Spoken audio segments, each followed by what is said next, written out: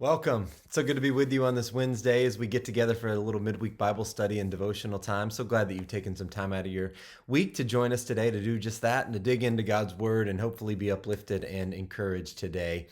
I heard a story about a woman who volunteered with a school district in a large city where she lived.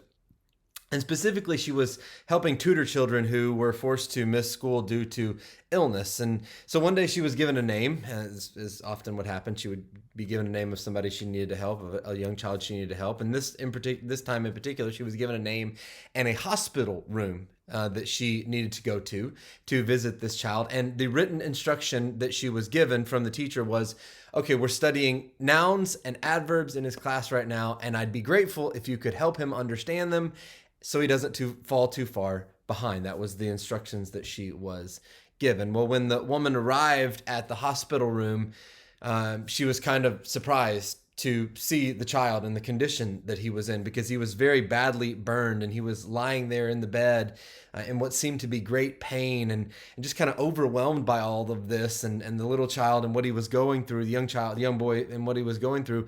All she could do was kind of blurt out when he said hi.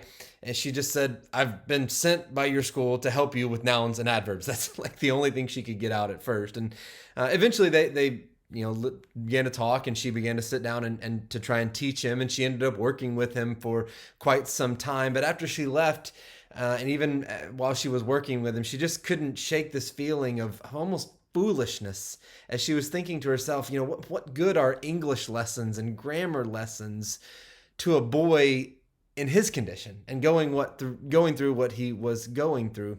However, unbeknownst to her at that moment, her visit had a tremendous impact on that young boy.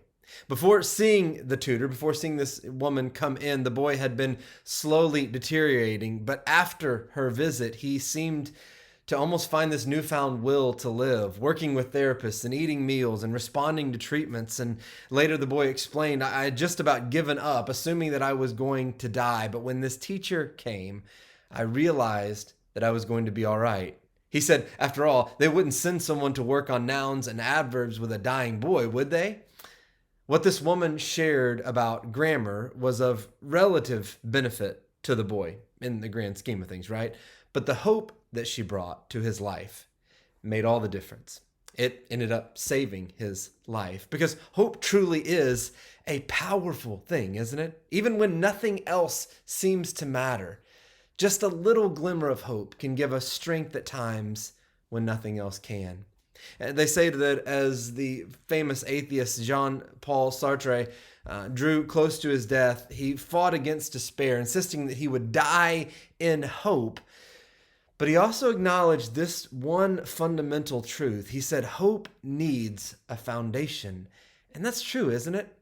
I mean, we can talk about hope, but if our hope isn't grounded in something that's true and substantial and real, then it's really nothing more than just wishful thinking. That's why God truly is the only one who can truly provide hope. He is the perfect foundation for our hope, the one that will never fail, that will never let us down. Hope built on God and His promises need never fail. And I'm fully convinced that this hope, more than any other, can truly change lives and provide a sense of true purpose and meaning in our lives and in this world. The prophet Isaiah wrote these words: "Those who hope in the Lord will renew their strength. They will soar on wings like eagles. They will run and not grow weary. They will walk and not faint." And almost 3,000 years later, that promise is still true today. And that is the power of hope. Hope you have a blessed day. God bless.